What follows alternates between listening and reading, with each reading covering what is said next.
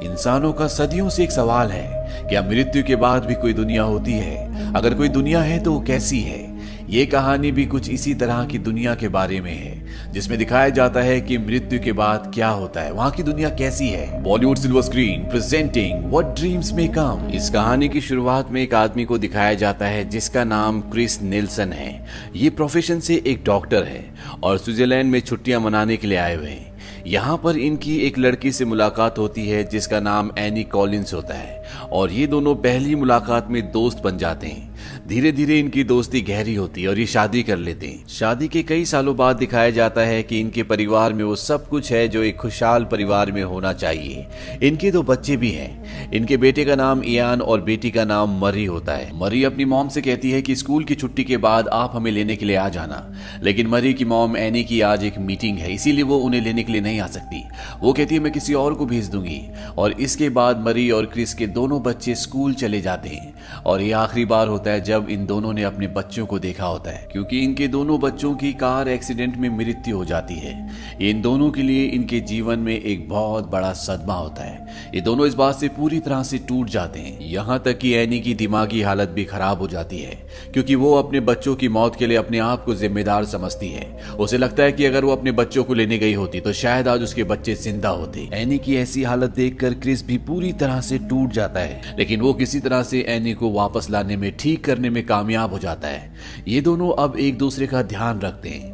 4 साल बीत जाते हैं और एक दिन जब क्रिस हॉस्पिटल में होता है तो एनी उसे कॉल करती है। एनी उसे कहती है कि आज एक पेंटिंग की एग्जीबिशन थी जिसमें जर्मनी से 8 बड़ी बड़ी पेंटिंग्स आने वाली थी, लेकिन वो पेंटिंग्स नहीं आई और इस बात से वो परेशान होती है। क्रिस उसे कहता है कि तुम अपनी पेंटिंग वहां पर लगा दो। दरअसल वो भी एक बहुत बड़ी पेंटर होती है, लेकिन वो अपनी पेंटिंग्स लेने नहीं जा सकती। इसीलिए क्रिस उसे कहता है कि मैं अपना काम खत्म करके तुम्हारी पेंटिंग तुम तक पहुंचा दूंगा। इस बात से एनी को बहुत रिलीफ मिलता है और क्रिस जब उसकी पेंटिंग लेने के लिए घर जा रहा होता है तभी वो देखता है कि टनल के अंदर बहुत सारी गाड़ियों का एक्सीडेंट हुआ है। और जब वो उस गाड़ी के पास पहुंचता है जो पूरी तरह से उल्टी होती है, तभी एक गाड़ी उन्हीं गाड़ियों से टकरा कर क्रिस की तरफ आती है और वो गाड़ी क्रिस से टकराती है, जिस वजह से क्रिस की मृत्यु हो जाती है। और क्रिस की मृत्यु के बाद एनी पूरी तरह से टूट चुकी है। वहीं क्रिस को ये नहीं पता कि उसकी मृत्यु हो चुकी है, उसकी आत्मा उसके शरीर से निकल चुकी है। क्रिस को ये एक्सेप्ट करने में बहुत वक्त लग जाता है। यहाँ पर क्रिस के साथ एक साया भी होता है जिसे वो अच्छे से नहीं देख सकता। दरअसल क्रिस धरती से जाना ही नहीं चाहता। वो हमेशा एनी के आसपास रहना चाहता है क्योंकि वो उससे बहुत प्यार करता है। वो बार बार उसे अपनी मौजूदगी का एहसास भी दिलाता है।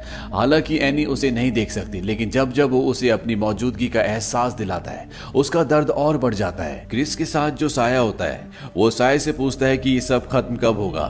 वो साया कहता है कि जब तुम चाहोगे तभी होगा। और अब क्रिस की चेतना भी ये समझ जाती है कि जब तक उसकी आत्मा एनी के आसपास रहेगी उसका दर्द बढ़ेगा। इसीलिए वो एनी को हमेशा के लिए अलविदा कहकर यहाँ से चला जाता है और यहाँ से वो अपनी कल्पनाओं की दुनिया में जाता है। ये वही दुनिया होती है जहाँ पर एनी और वो पहली बार मिले थे। एनी ने इस जगह की एक बहुत बड़ी, बहुत खूबसूरत पेंटिंग बनाई थी और इस वक्त क्रिस उसी पेंटिंग के अंदर है, यानी कि ये उसके सपनों की जगह है जहाँ पर क्रिस और एनी आगे चलकर अपनी पूरी जिंदगी बिताना चाहते थे। यहाँ पर आकर क्रिस बहुत खुश होता है, पर असल दुनिया में एनी पूरी तरह से टूट चुकी है। और एनी उस पेंटिंग के साथ, जिस पेंटिंग के अंदर इस वक्त क्रिस है, वो एक और पेंटिंग बनाती है और ये एक पेड़ की बहुत ही खूबसूरत पेंटिंग होती है। और इस पेंटिंग के पेड़ को क्रिस भी अपनी दुनिया में देख सकता है। इस बात से क्रिस के साथ जो साया होता है वो पूरी तरह से शॉक्ड हो जाता है। वो कहता है कि आज से पहले मैंने कभी भी ऐसा नहीं देखा। ये तभी होता है जब आपका कोई सोलमेट हो, यानी कि आप और एनी की पेंटिंग के जरिए आज भी कहीं ना कहीं एक दूसरे से जुड़े हुए हो। लेकिन ये बात एनी को नहीं पता और एनी ने जो पेंटिंग बनाई होती है वो उस पर लिक्विड डाल देती है, जिस वजह से क्रिस की दुनिया में भी वो पेड़ पिघलना शुरू हो जाता है। क्रिस को इस बात से बहुत तकलीफ होती है। क्रिस को यहाँ पर अपनी बेटी के बचपन का एक खिलौना भी मिलता है जो उसने बचपन में फाड़ दिया था। और उसे देखने के बाद जो उसके साथ साया होता है जिसका नाम एल्बर्ट है, वो उससे कहता है कि मेरे बच्चे यहीं पर है, मैं उनसे मिलना चाहता हूँ। एल्बर्ट क्रिस को कहता है कि ये एक बहुत बड़ी दुनिया है जहाँ पर सब अपने अपने ख्यालों, अपने अपनी इच्छाओं के हिसाब से अपनी दुनिया बना लेते हैं। आप जब चाहे अपने बच्चों से मिल सकते हैं। अगले दिन यहाँ पर क्रिस से मिलने के लिए एल्बर्ट की जगह एक दूसरी लड़की आती है। इस लड़की का नाम लियोना होता है और वो कहती है कि एल्बर्ट को आज कुछ काम था, इसीलिए मैं यहाँ पर आई हूँ, क्या आप मेरी दुनिया में मेरे साथ चलना चाहेंगे? और वो क्रिस को अपने साथ अपनी दुनिया में ले जाती है। हालांकि ये दुनिया क्रिस की दुनिया से पूरी तरह से अलग है, लेकिन ये दुनिया भी उतनी ही खूबसूरत है जितनी खूबसूरत क्रिस की दुनिया है। लियोना क्रिस को अपनी दुनिया में पूरा दिन घुमाती है, लेकिन क्रिस पूरे दिन कहीं खोया हुआ होता है। दरअसल उसे आज अपनी बेटी की बहुत याद आ रही होती है। लियोना क्रिस से कहती है कि अपनी बेटी की बचपन की कोई याद बताओ, और क्रिस उसे बताता है कि बचपन में मैं अपनी बेटी के साथ हमेशा चेस खेला करता था, हालांकि वो कभी भी जीत नहीं पाई। इसके साथ साथ उसे बचपन के अपनी बेटी का वो हेवन हाउस भी याद आता है जिसके साथ वो खेलती थी। और जब वो अपने चारों तरफ नजर घुमाकर एक बार फिर से देखता है तो वो देखता है कि ये दुनिया बिल्कुल वैसी है। लियोना क्रिस को बताती है कि बचपन में वो अपने डैड के साथ सिंगापुर जा रही थी, तभी वहां पर एक फ्लाइट अटेंडेंट आई जिसे देखकर मेरे डैड मुस्कुराए और उन्होंने मुझे कहा कि एशियन लड़की बहुत प्यारी, खूबसूरत और इंटेलिजेंट होती है। उस लड़की का नाम भी लियोना था। शायद मेरे डैड ने उस दिन ऐसे ही कह दिया हो, पर उस दिन मुझे लगा कि जिस दिन मैं बड़ी हो जाऊंगी मैं ऐसी ही लगूंगी। और अगले पल क्रिस को एहसास होता है कि लियोना असल में उसकी बेटी है, जो उस रूप में है जिस रूप में वो रहना चाहती थी, और उसकी ये वो दुनिया है जिसे बचपन में वो बहुत प्यार करती थी, जिस दुनिया में वो जाना चाहती थी। जिस तरह से क्रिस अपनी पेंटिंग की दुनिया में होता है, उस दुनिया में होता है जहां पर वो अपनी पूरी जिंदगी एनी के साथ बिताना चाहता था, उसी तरह से उसकी बेटी मरी अपनी दुनिया में होती है जो कि उसका स्वर्ग है। और अब उसे अपनी असली बेटी दिखना शुरू हो जाती है और वो उसे अपने गले से लगा लेता है। इसके बाद क्रिस वापस अपनी दुनिया में आ जाता है और उससे मिलने के लिए एल्बर्ट एक बार फिर से आता है। वो एल्बर्ट से पूछता है कि तुम कहाँ चले गए थे? एल्बर्ट उसे बताता है कि एक जरूरी काम था, अब हमें हिम्मत से काम लेना होगा। और वो क्रिस को बताता है कि आपकी पत्नी ने सुसाइड कर लिया।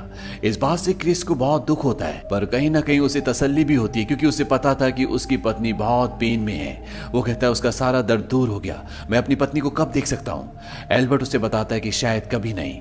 क्रिस कहता है इसका मतलब क्या है? एल्बर्ट कहता है कि आपकी पत्नी ने सुसाइड किया है और सुसाइड करने वाले किसी और दुनिया में जाते हैं। क्रिस समझ जाता है कि उसकी पत्नी एनी को स्वर्ग में नहीं बल्कि नर्क में जगह मिली है।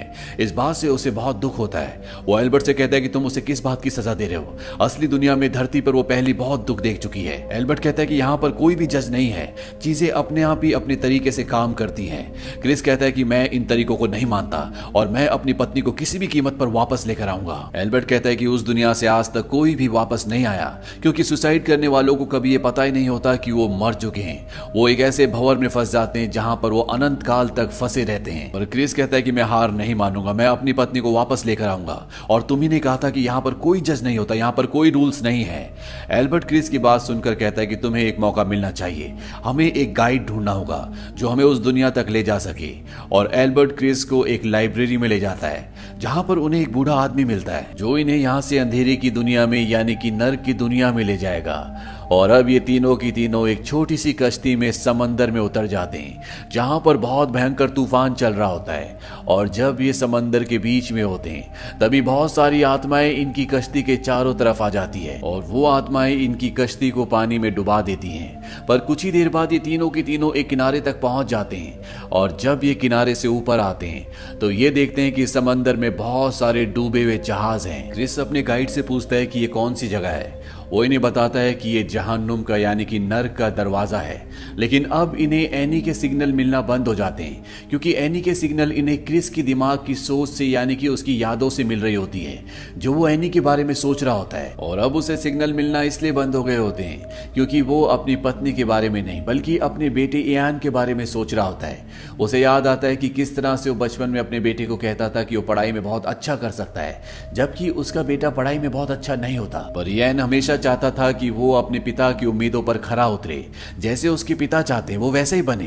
पर इससे पहले कि वो वैसा बनने की कोशिश करता, एक कार दुर्घटना में उसकी और उसकी बहन की मृत्यु हो गई। और यहाँ अंधेरे की दुनिया में, नर्क की दुनिया में क्रिस समझ जाता है कि एल्बर्ट जो उसके साथ है वो और कोई नहीं बल्कि उसका बेटा इयान है। दरअसल क्रिस हमेशा से ये चाहता था कि जब भी उसका बेटा जवान हो तो वो एक ऐसा इंसान बने जो सबकी मदद करे, जिससे सब प्यार करे, वो एक पवित्र इंसान हो। और वो ये भी चाहता था कि अगर अगर जिंदगी में कभी उसका मुश्किल वक्त आए तो वो उस मुश्किल वक्त में हमेशा अपने बेटे के साथ हो। और एक यही कारण होता है कि इस मुश्किल वक्त में वो अपने बेटे के साथ होता है। उसका बेटा उसे कहता है कि आपको पता है कि मैं एल्बर्ट के रूप में आपको क्यों मिला, क्योंकि आपकी जिंदगी में वही एक ऐसे इंसान थे जिनकी बात आप हमेशा सुनते थे, हमेशा मानते थे।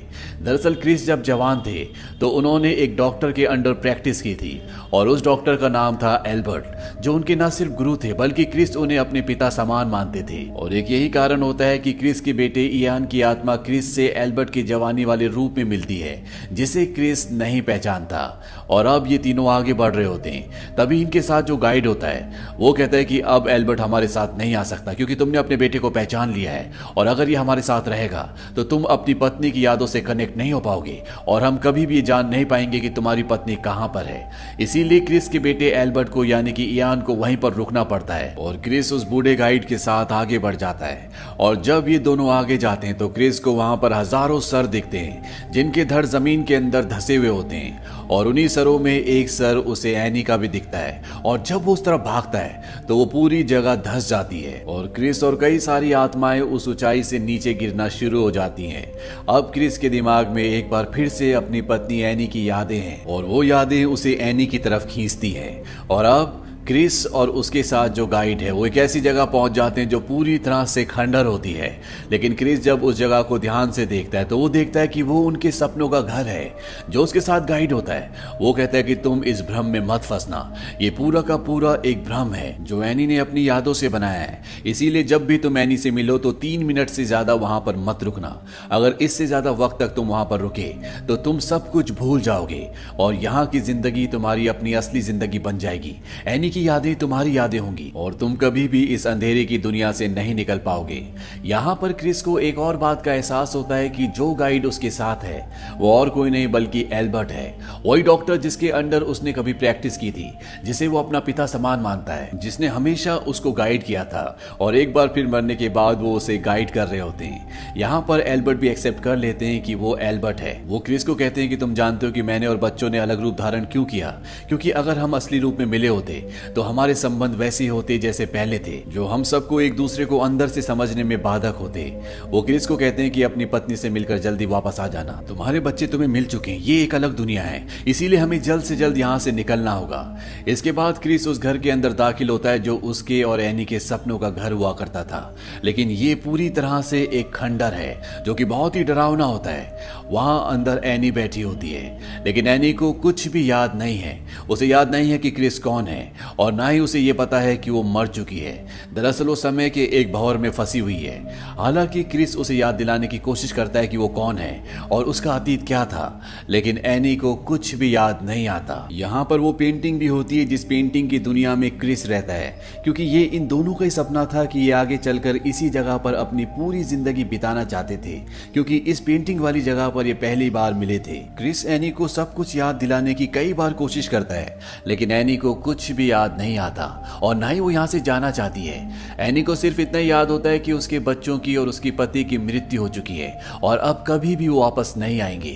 थक हार कर क्रिस वापस बाहर आ जाता है जहां पर एल्बर्ट होता है। क्रिस एल्बर्ट से कहता है कि आप सही थे, उसे कुछ भी याद नहीं आया। एल्बर्ट क्रिस को कहता है कि ये सफर शुरू से ही तुम्हारे लिए था, उसके लिए नहीं, वो कभी भी यहाँ से नहीं लौटेगी। क्रिस कहता है कि मैं हार मानता हूँ, लेकिन उस तरह से नहीं जिस तरह से आप चाहते हैं। मैं वापस अपनी पत्नी के पास जा रहा हूँ। मेरे बच्चों से कहना कि मैं उनसे बहुत प्यार करता हूँ, लेकिन मैं अपनी पत्नी को, अपने बच्चों की मॉम को नहीं छोड़ सकता।